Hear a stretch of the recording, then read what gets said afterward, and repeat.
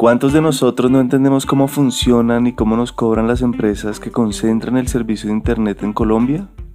¿Cuántos no hemos sufrido llamando al servicio al cliente de estas compañías? Pues nació en Colombia una empresa que busca cambiar el Internet como lo conocemos. Se llama Somos, así nomás, y es una startup que empezó de ceros en los barrios de Medellín hace 4 años, desarrollando su propia tecnología e infraestructura, así que no dependen del oligopolio de las empresas que ya existen. Los beneficios que ofrece Somos son varios. Cada usuario de esta red de fibra óptica está conectado de forma directa, lo que permite mayor control del ancho de banda y no ocasiona que cuando haya muchos usuarios conectados a la vez, el servicio empeore. No tienen cláusulas de permanencia ni costos ocultos de instalación. Actualmente ofrecen el servicio de Internet más rápido del país, con precios por mega hasta 30% inferiores a los de otros operadores. Y el router funciona también como una lámpara esférica bastante bonita. Si todo esto suena muy bueno para ser cierto, lo único que les puedo decir es que prueben. Ofrecen 30 días gratis de prueba para todos los usuarios nuevos. Quienes se registren a través del Topo tendrán además 30% de descuento en su factura mensual durante los primeros 3 meses, sin contar con ese primer mes que es de prueba para cualquier usuario nuevo. Solo deben registrarse a través de somosinternet.co/eltopo o en el link que dejamos en la descripción del episodio para acceder a este beneficio. Atrévanse a probar los servicios de esta innovadora empresa. Gracias a Somos por hacer posible este episodio.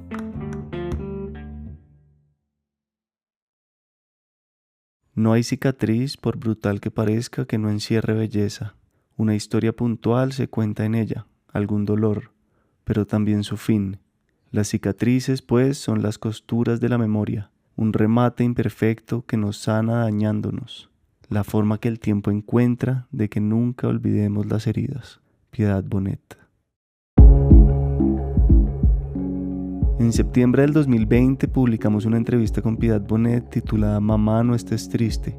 En ella hablamos principalmente de su libro, Lo que no tiene nombre, y de su relación con su hijo Daniel, quien se suicidó en medio de una crisis de salud mental. Ha sido una de las entrevistas más conmovedoras y celebradas de este programa. Ahora, 4 años después, volvimos a reunirnos con Piedad a raíz de su nuevo libro, La mujer incierta. Esta vez para hablar más acerca de su historia propiamente, de su infancia, de su relación con el cuerpo, de la infancia, la vejez, la fama y el reconocimiento. Bienvenidos a El Topo, un podcast de entrevistas con personas que tienen formas de vivir y pensar fascinantes. Qué rico volver a conversar después de esa primera entrevista que fue un hit. Y quería empezar eso, como un poquito recapitulando, hablando de lo que estábamos hablando ahorita, del impacto que tuvo esa entrevista, de cómo te sentiste. Si quieres comentar algo sobre el Topo también, que me interesa tu visión. Bueno, para mí esa entrevista fue muy impactante, muy bonita, porque creo que contactamos mucho. Era telefónica, no nos estábamos mirando, que eso siempre es una cosa que está en contra de una entrevista. Y sin embargo, bueno, porque tuvimos una conversación un poquito personal a medida que hablábamos, ¿no? Tú también hablaste de tus pérdidas, etcétera. Y lograste conmoverme en un momento dado. Sí. Y luego he recibido innumerables testimonios de gente que ha oído esa entrevista y que la recuerda como con especial afecto. Sí, yo que también. para una persona como yo que da tantas entrevistas, algunas que resultan en verdad irrelevantes, ¿no? Esta en mi cabeza está como una entrevista muy completa y muy bien enfocada. Ay, qué honor, yo también feliz y tenía pendiente hacía rato hacer esta segunda parte, inclusive antes de este libro, y cuando supe de este libro y lo pues leí de qué trataba, no, pues me llamó mucho la atención, siento que está muy afín al Topo y creo que la conversación de hoy girará en torno a eso, a los temas de acá. Entonces si quieres arranquemos por ahí, no sé, cómo surgió el libro, qué trae para los que no lo conocen y ya después te voy preguntando temitas puntuales. Bueno, este es un libro muy atípico dentro de lo que yo he hecho, porque básicamente yo he escrito novelas, salvo el libro de Lo que no tiene nombre, que es un libro testimonial, pero donde yo no soy la protagonista ni mucho menos. Entonces, este libro, digamos, tiene su raíz en mi propia poesía, porque mi poesía sí se ocupa mucho de mi infancia y de cosas como más íntimas, más personales, ¿no? Pero digamos que la idea surgió en pandemia. Al principio de la pandemia yo me quedé atrapada en una finca. Me fui 3 días y me quedé 2 meses porque no podía regresar. Me fui sin computador, me hacía mucha falta mi biblioteca. Estaba en una situación muy rara y empecé también a ver lo que estaba pasando en España, en Italia, la gente muriéndose, los hospitales con gente en el piso, todo eso, tan insólito, tan como inexplicable. Y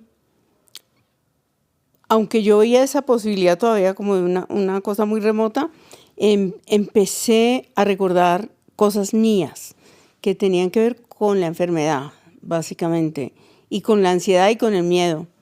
Entonces recordé la niña que era yo. O sea, una niña que a los 13 años ya tenía mucha ansiedad, que a los 14 años mandaron a un internado porque como que era una niña que iba en contravía, sobre todo de la autoridad.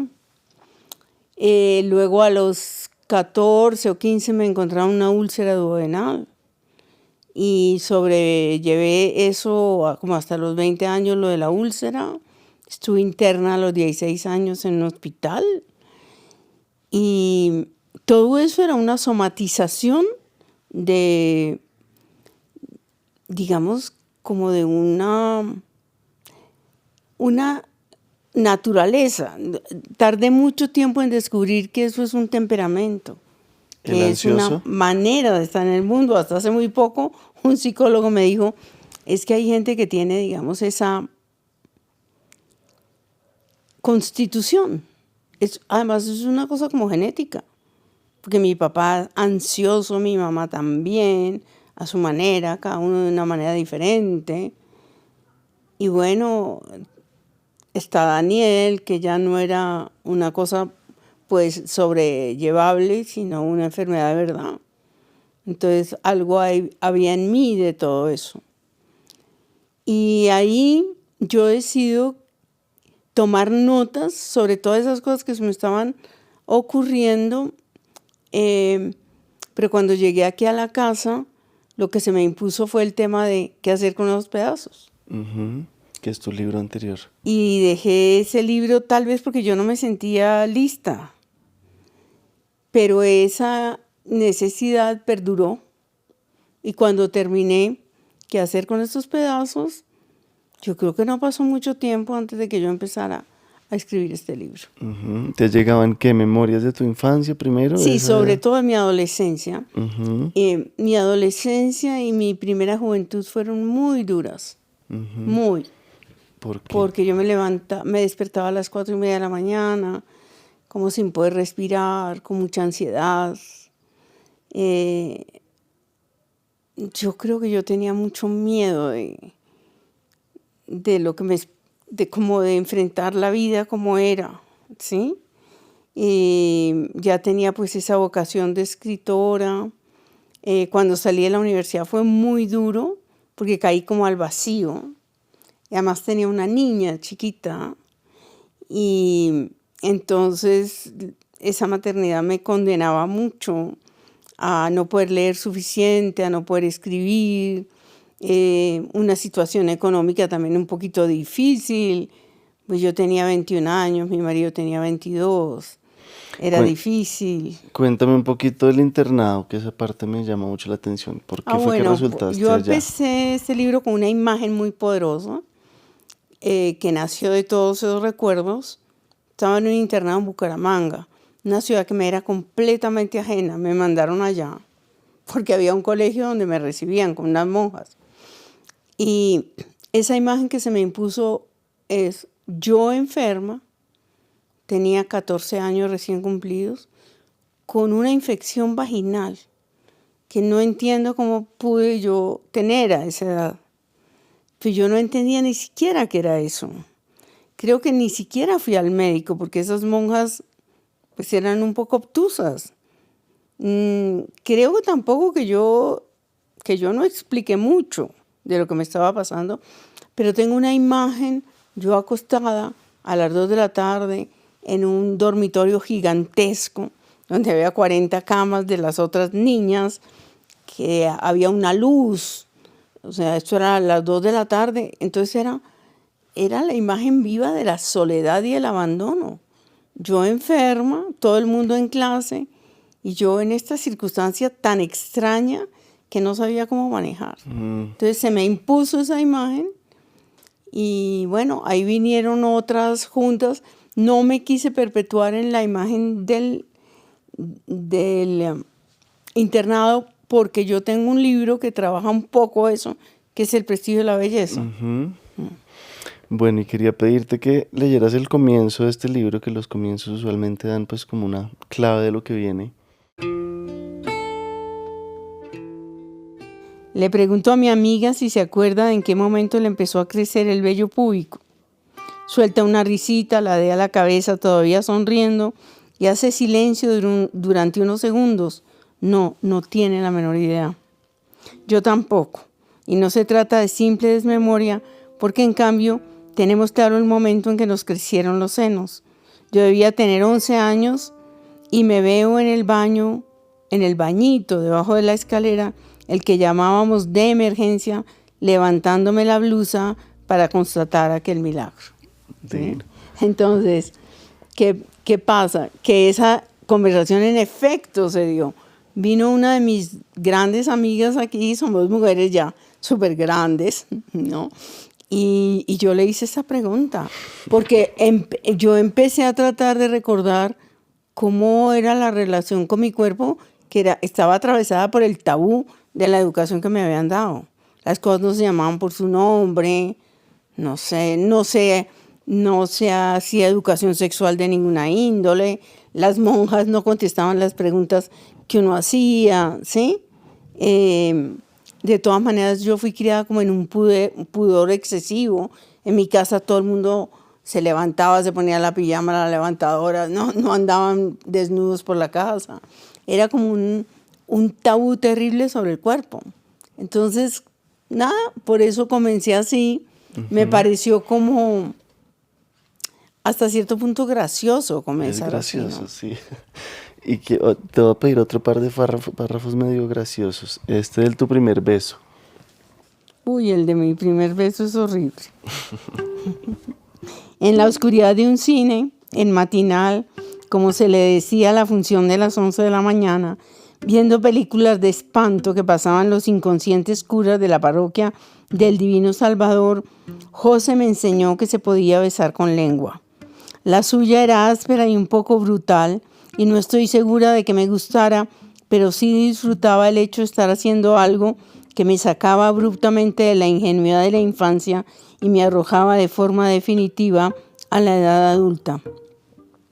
Si aquello era pecar, yo pecaba con mucho agrado siempre y cuando mi hermana, que se hacía la de la vista gorda, no me delataba.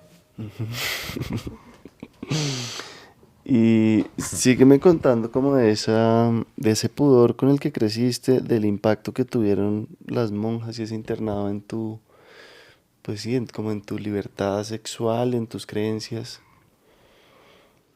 Bueno, cuando tú estás metido los primeros 15 años de tu vida en ese mundo, no pones en cuestión eso. Se necesita que pase el tiempo para que voltees a mirar hacia atrás y digas, Dios mío, qué horror, esa pudibundez, ese terror a nombrar lo natural. Ya cuando yo tuve mis hijas, me di cuenta de que esto no podía repetirse, ¿sí? Ahora, la experiencia del internado, que era una experiencia femenina y sobre todo era como multicultural, había niñas de Venezuela, había niñas de regiones de Colombia que yo no había pisado nunca.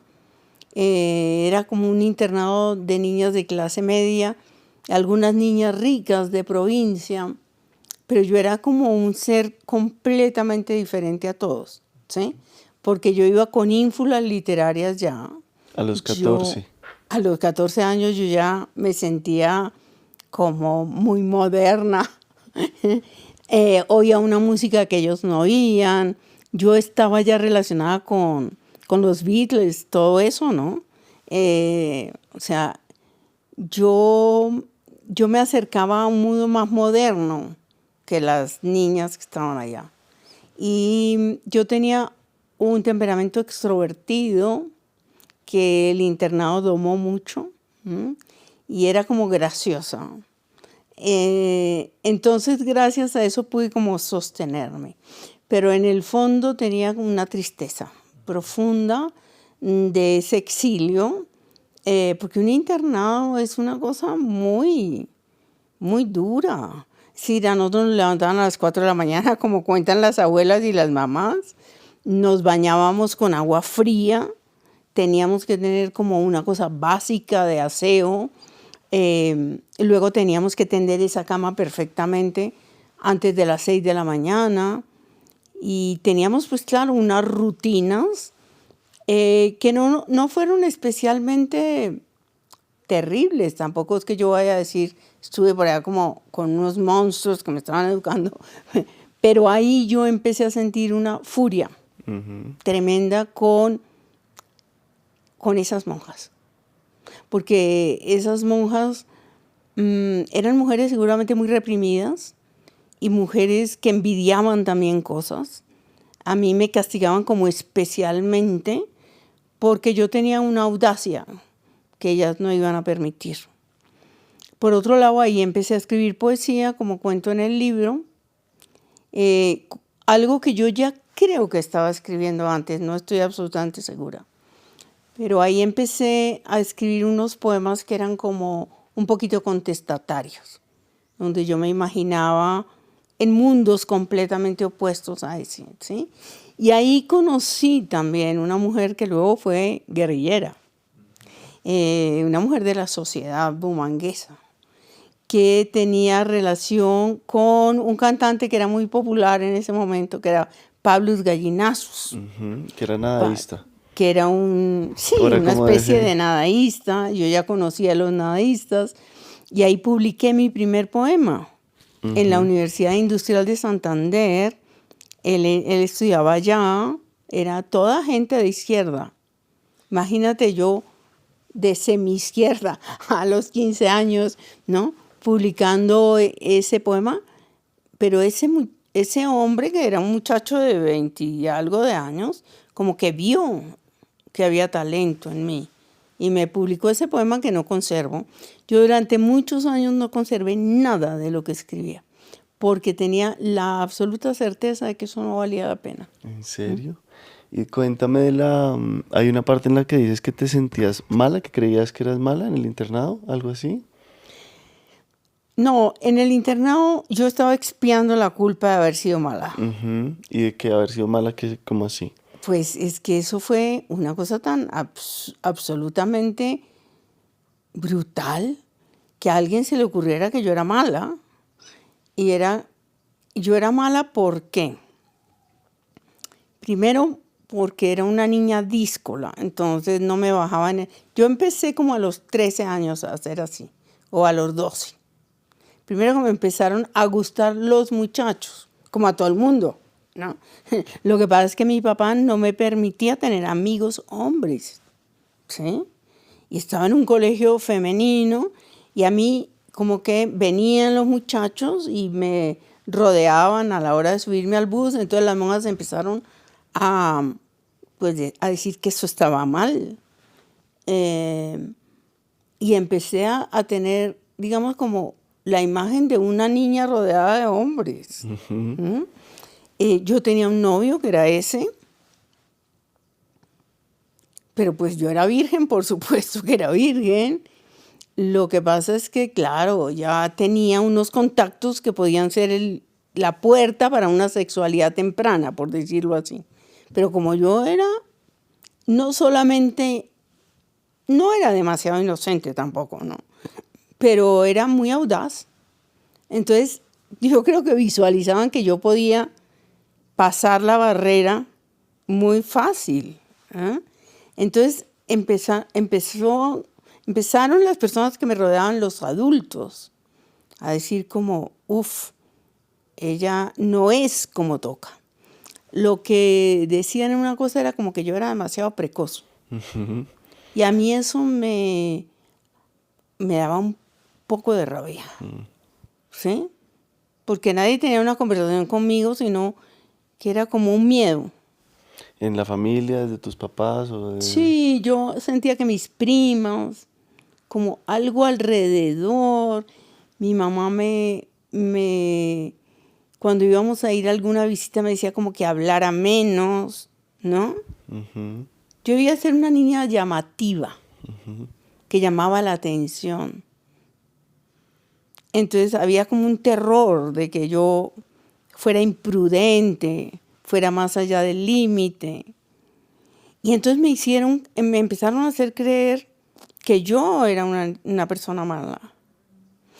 Y entonces cuando yo llegué al internado estaba convencida que me habían mandado con toda la razón porque yo era una persona que era mala. ¿Y por qué sí te mandaron? ¿Cuál era la razón de ellos? Pues porque me expulsaron esas monjas porque me vieron en el paradero con unos muchachos. Del colegio acá, en Bogotá. Sí, claro, unas monjas españolas. Mm, Mis hermanos estaban como curas españoles, yo estaba como monjas españolas. Y esas monjas decidieron que no. La verdad también es que yo como era una niña tan ansiosa ya, que empezaba a tener síntomas como náuseas, ¿sí? Como miedos de madrugada. Empecé a estudiar solo lo que me daba la gana. Entonces yo estudiaba historia, me gustaban la historia, la geografía y la literatura. Y lo demás no me gustaba. Entonces empecé a perder materias. Pero yo era una niña que me criaron en una gran disciplina que yo no iba a perder el año. Ni siquiera perdí nunca una materia verdaderamente que tuviera que habilitar esa materia. Pero entonces, como todo eso junto, mis papás yo creo que no sabían qué hacer. ujú. Y allá había una monja conocida y me empacaron en un avión con una maletica y allá fui a...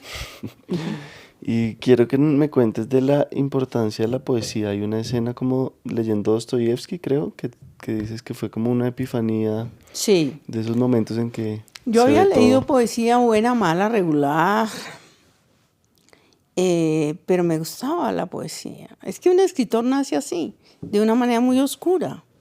Me gustaba la poesía, yo tenía ahí el Tesoro de la Juventud, que lo tengo aquí atrás. Y entonces empecé a escribir poemas de otros en cuadernos. Como me gustaba un poema, entonces lo escribía y ya luego escribía uno mío y así, ¿no? Me fui entrando como en ese mundo de la poesía, pero eso no era nada serio. Yo no sabía realmente nada de poesía. Cuando regreso del internado a los 16 años, que tenía mi úlcera duodenal a 1000, ¿sí? Y que me volvieron a poner en el colegio donde me habían echado, ¿no? Porque, no sé, fue una crueldad aterradora, ¿no? Una crueldad, volver a meterte ahí, Pues claro, con las mismas monjas monstruos echado. que me habían echado, ¿sí? Ujú. O sea, mis papás volvieron y me metieron ahí donde estudiaba mi hermana. ¿M? Y, y yo ya llegué muy domada. Yo llegué ya me habían metido dentro de los límites que ellos querían, que todos querían. Y ahí ya yo era una lectora. Bueno, yo fui lectora siempre, lectora de niña. Y creo que es cuando uno se hace lectores de niño. Y entonces yo cogí Crimen y Castigo de la biblioteca de mi papá. Y empecé a leer ese libro y a sentirme muy feliz leyendo ese libro, que era pues ya un libro que planteaba, digamos, problemas gigantes, ¿no? Pues Dostoyevsky es un gran autor, por no decir uno de los más grandes del mundo entero, ¿no? Y yo llevaba mucho tiempo leyendo, absorta. Era como un domingo en mi casa que quedaba en el barrio Santa Bárbara, ahí al lado de lo que es Unicentro. Era muy despejado ese lado. Es decir, no había casi casas y eran unas calles muy anchas, una urbanización nueva. Y de pronto yo miré por la ventana de la biblioteca de mi casa, en el primer piso, veo el cielo como plateado, y ese plateado del cielo se reflejaba en el suelo. Y eso, esa luz, ese silencio, esa experiencia que había tenido, fue para mí como una epifanía. Y entonces dije, yo quiero escribir como Dostoyevsky. Yo quiero ser novelista. Eso fue lo que pensé. Y cuando yo entré a la Universidad de los Andes era porque quería ser novelista. Pero me iba a demorar todavía como 25 años para poder escribir una novela. ¿Sí? Que es lo que cuento ahí. O sea, en el camino se atravesó la poesía, pero además yo no estaba lista para escribir novelas. ¿Y por qué fue que la poesía como que te salvó de la ansiedad o de la hipocondría? ¿Hay algo sobre eso como que te ayudó como Pues que la interiormente? literatura siempre es una ayuda. Ujú. Es decir, es un desahogo. Sobre todo en la poesía sí es un desahogo. En la narrativa mucho menos, ¿no? Pero es que escribir distancia, escribir es como pasar, digamos, por la criba de las emociones, pero también del pensamiento. Y también la cuestión física de consignar eso en palabras. Eso es curador de alguna manera. Siempre el arte tiene un poder curativo. Entonces eso, digamos que no era que me curara, pero me sostenía, ¿no? En una gran incertidumbre porque yo no sabía qué era lo que me estaba pasando. Yo me preguntaba, ¿por qué esto? ¿Por qué siento esto? ¿Qué era qué? ¿Ansiedad, depresión? ¿Qué? No, depresión nunca tuve. Era como que no podía respirar cuando me despertaba. Era que tenía miedo. La ansiedad es eso, una sensación de que tienes miedo. Luego te vas insertando en el día y ya te coge la rutina del día, ¿sí? Pero cuando la ansiedad es muy, muy grande, también en el día te empieza a provocar como unas náuseas, un terror, ¿no? Un susto. Yo ya no tengo muy claro, pero yo creo que en el internado tuve mucha ansiedad. Y después cuando tenía 17, 18 años y cuando salí de la universidad, y duré un tiempo así, hasta que de pronto necesité hacer terapia psicológica. Y ahí empecé a mirar mi vida ya como un conjunto, no como un montón de cosas aisladas, sino como una línea en la que me podía ver como producto de un montón de cosas. ¿Y se ha sanado esa ansiedad? ¿La sentías por la mañana sobre Sí, todo? ¿Cómo era? no, yo me sané realmente de eso como a los 35 años. Primero tuve una gran depresión. No me han dado sino 2 depresiones en la vida.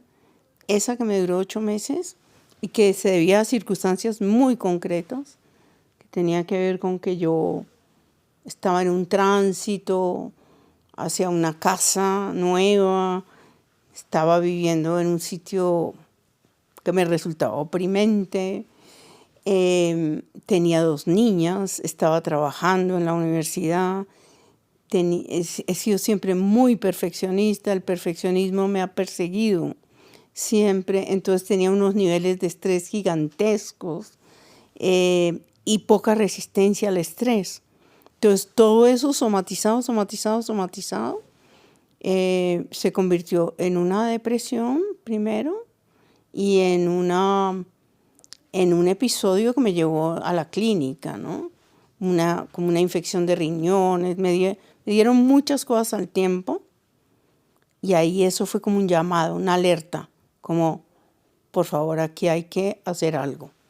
Y ahí es cuando me voy a una terapia psicológica y empiezo a hacer yoga también. Ujú. Y ahí me salvo un poco.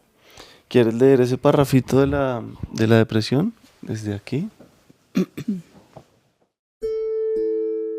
¿Cómo di clases aquel semestre? Aún no puedo explicármelo. Descuidé mis hábitos, pero me vestía con el mismo esmero de siempre, solo para no dar la impresión de que me estaba desmoronando. Lo peor de una depresión, un término incomprensible para el que no lo ha vivido, son dos cosas: sentir que nada del mundo te interesa y no poder desconcentrarte de ti mismo. Al despertar, examinarse por un momento, a ver si hoy ya se realizó el milagro, si hay paz, quizá algo de dicha, un poco de energía.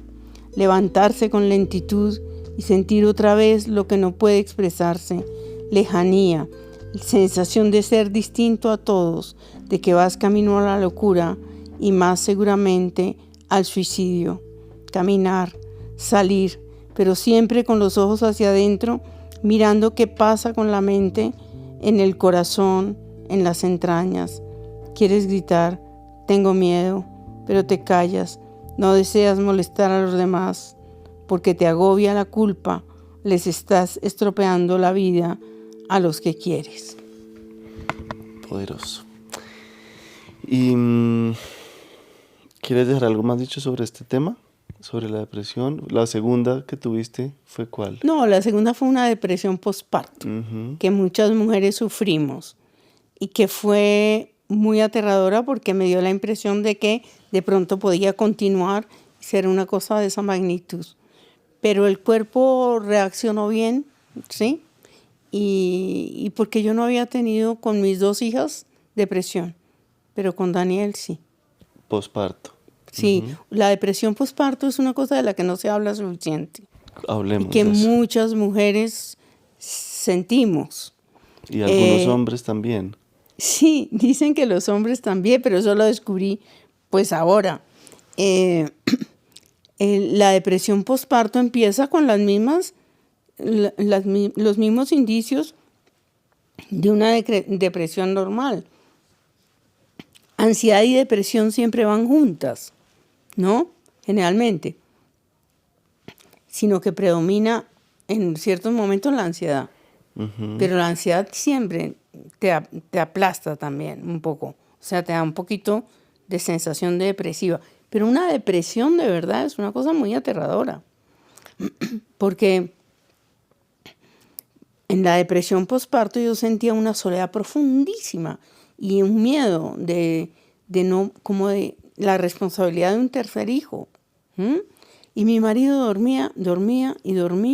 Era una Semana Santa y yo quería matarlo, ¿sí? Porque ahí experimenté lo solas que estamos a veces las mujeres. Él me podría haber ayudado, pero realmente ayudarme a sobrellevar esta cosa, tal vez no, porque la gente no está preparada para ayudar a otro con eso. Eso necesita, digamos, una cuestión médica. Y yo me negaba a tomar ansiolíticos, siempre me he negado a tomar esos remedios, aunque con Daniel tuve la certeza de que si Daniel no tomaba medicamentos, pues no iba a poder llevar la vida. Pero yo había tenido mala experiencia con los medicamentos. ¿Tú tomando?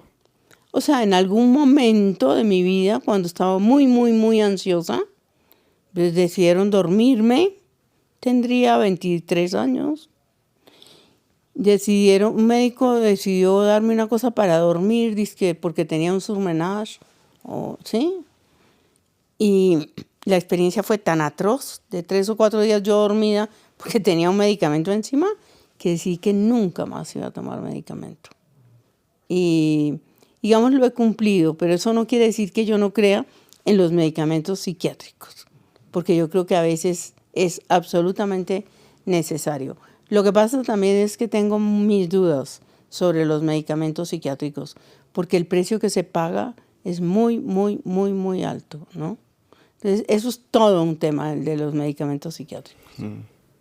¿El precio que se paga, qué? ¿Efectos secundarios o en qué Claro, sentido? los efectos secundarios son brutales, yo lo vi con Daniel. Ujú. El atontamiento, el aplastamiento de las emociones, engordarse, la lentitud, quedar tieso. A Daniel no le pasó eso mucho tiempo, afortunadamente. ¿Mm? Sino que cuando yo lo vi, es decir, me embargó una tristeza profunda, porque yo no quería que mi hijo fuera así, estuviera pasando por unas circunstancias. Y luego él encontró el médico que le regulaba bien esa y le permitía ser el que era. ¿Mm? Pero eso en manos de un mal médico puede ser atroz. Y da la casualidad que hay muchos malos médicos. Quiero saltar a otro tema que es la educación. Hay una frase que pones que es como, ¿para qué sirve la escuela? Que dice Frederick Gross, para enseñar a obedecer. Y después hay otra de Oscar Wilde que dice, lo que nos hace falta después de salir de la escuela es tiempo para desaprender lo enseñado. Como que elaboremos ahí y cuéntame como profesora también cómo lo ves. Bueno, yo creo que yo estoy hablando del tipo de educación que a mí me dieron. Yo creo que eso ha evolucionado, porque yo sí vi cómo mis hijas y mi hijo Daniel recibían una educación para la libertad, para la conciencia, para la autodeterminación, para la creatividad. La creatividad cuando yo estudié era una cosa súper reducida, ¿no? Entonces yo sí creo que eso ha cambiado profundamente, pero sobre todo para las élites.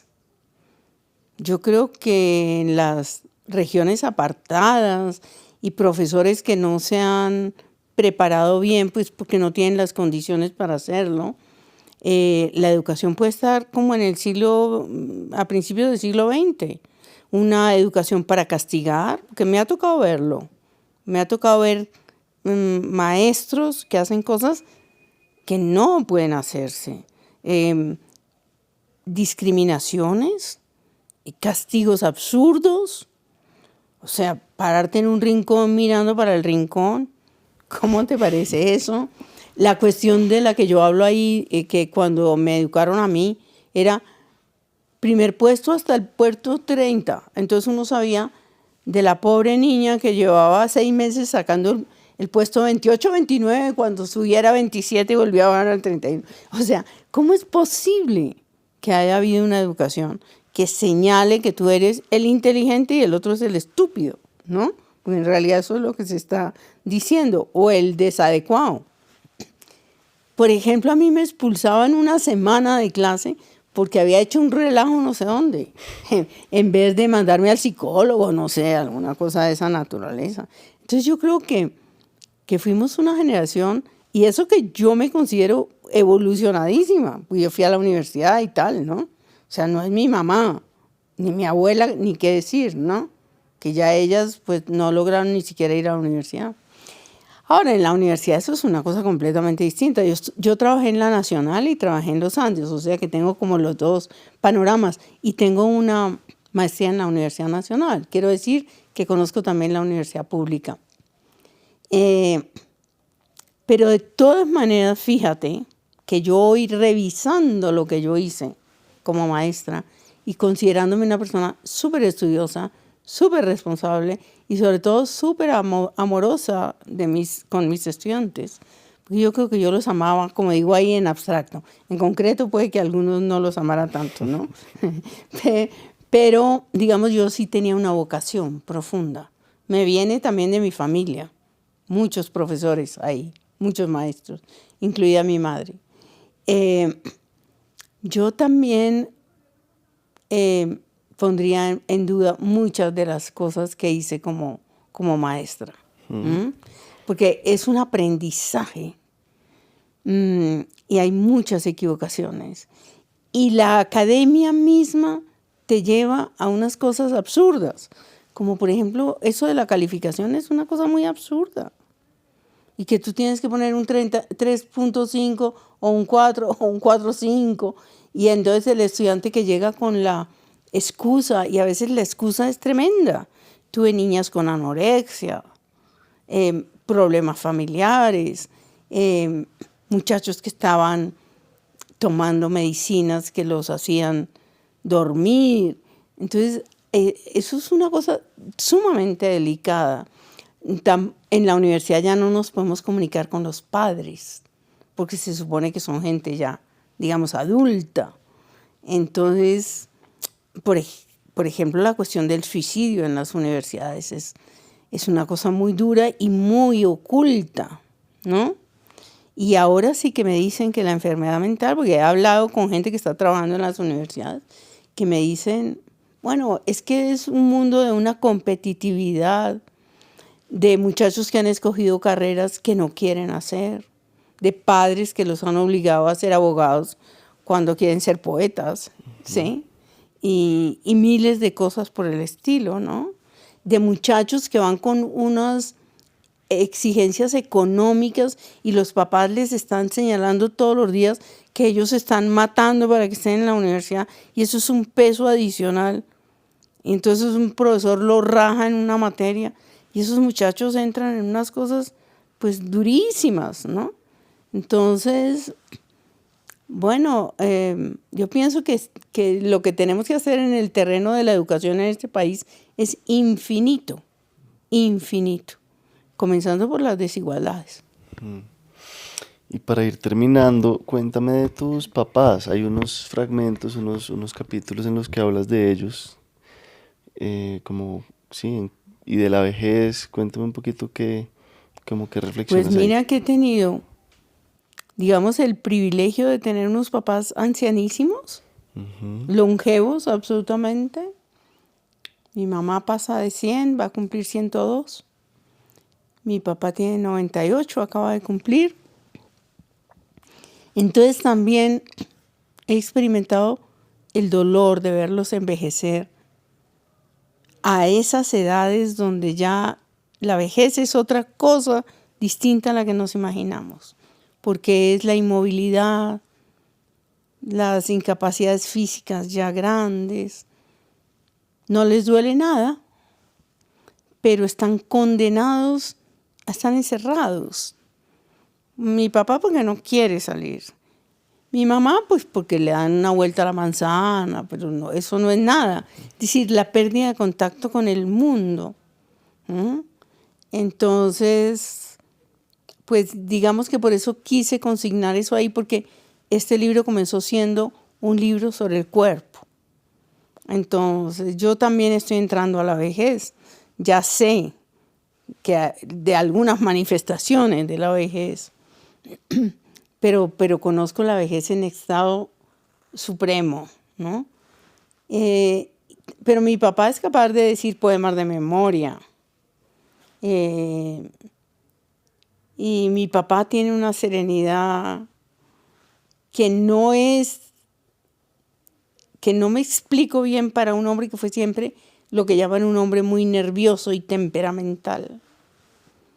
Y mi mamá, que fue siempre una mujer muy sabia y muy dulce y muy bella en general, pues da también mucha tristeza porque ya volvió como a una especie de infancia.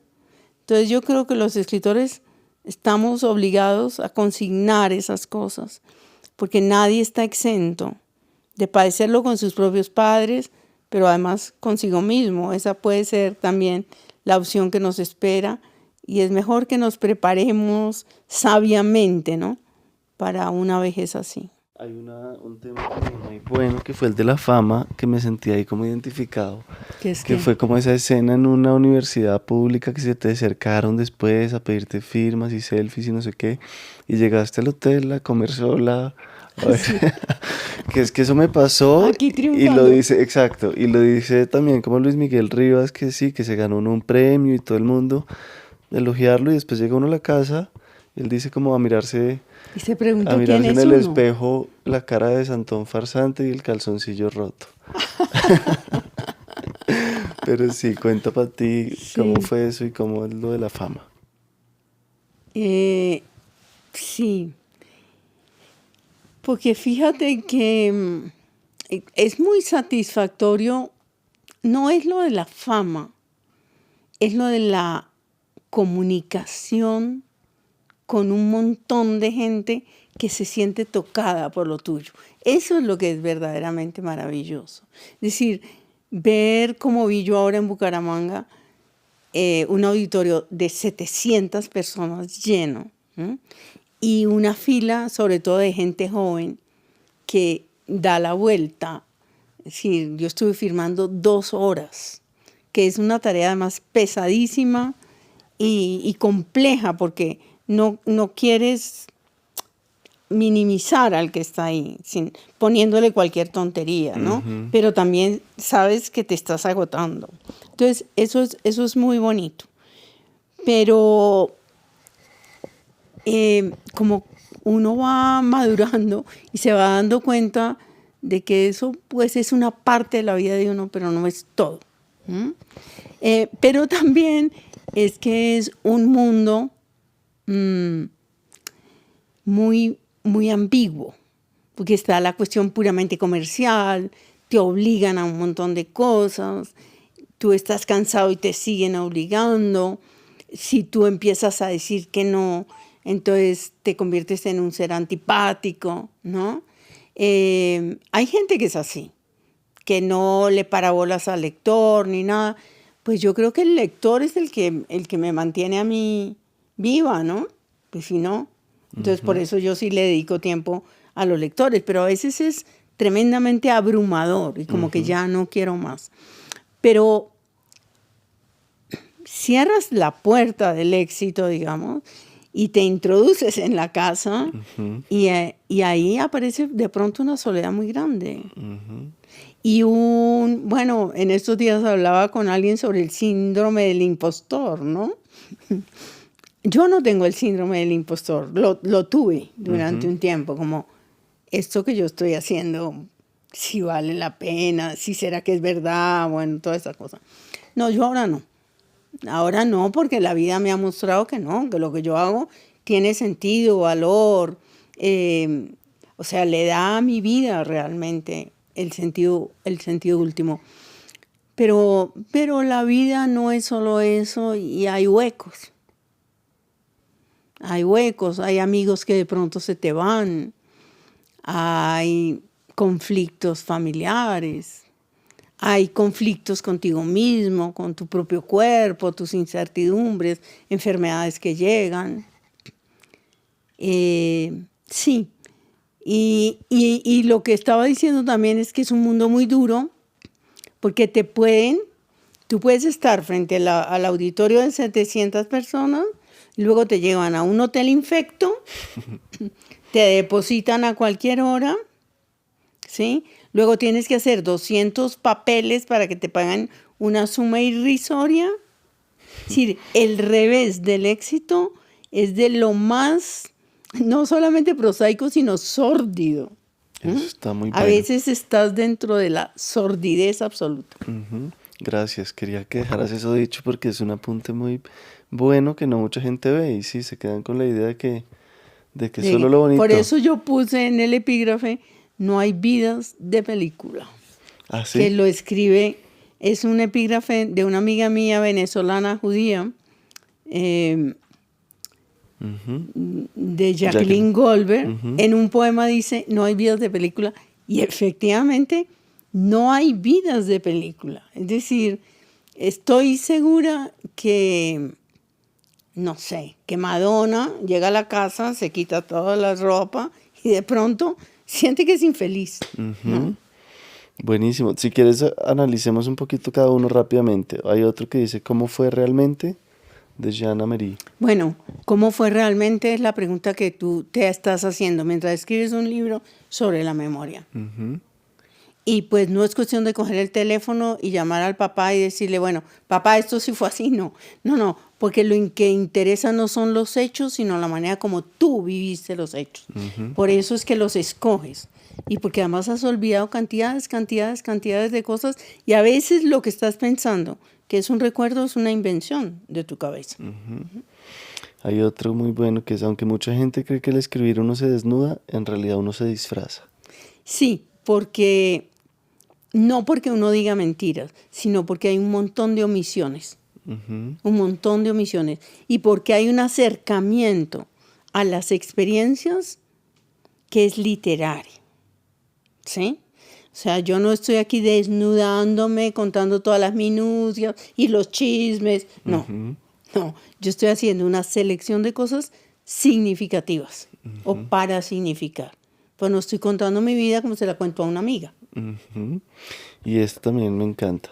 Lo importante no es lo que hacemos de nosotros, sino lo que hacemos nosotros mismos con lo que hicieron de nosotros. Sí, cuando yo leí esa frase, que la trae un tipo que se llama Didier Ribon, en un libro que se llama Regreso a Reims.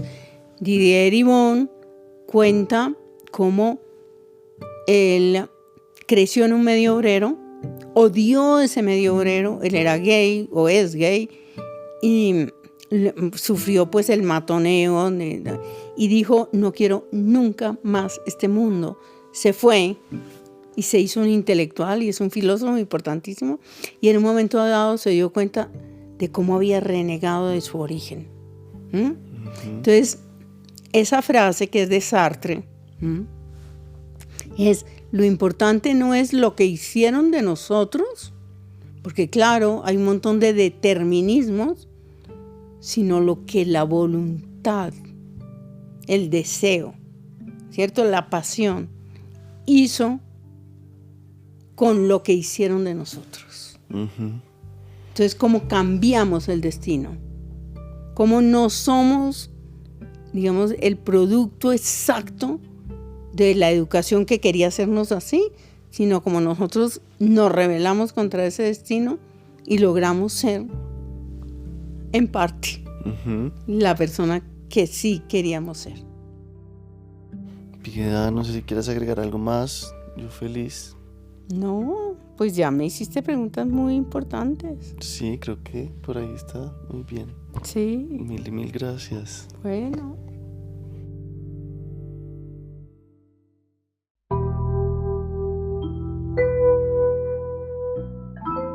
El Topo es una producción de la no ficción. La mezcla y el diseño de sonido de este episodio fue de Valentina Fonseca. La ilustración de las portadas y la directora de comunicaciones en la no ficción es Isabela Soto Vallejo. La grabación y la edición del video de este episodio fue de Shaken Moreno en asistencia de Gabriela Rivera. Divi Guzmán es la coordinadora financiera y estratégica. Mi nombre es Miguel Reyes. Gracias una vez más a nuestros oyentes más fieles, entre ellos María Fernanda Pérez, Laura Bengoechea, Diana Rincón, Felipe Chajín y Rafael Pereira. Gracias por llegar hasta acá.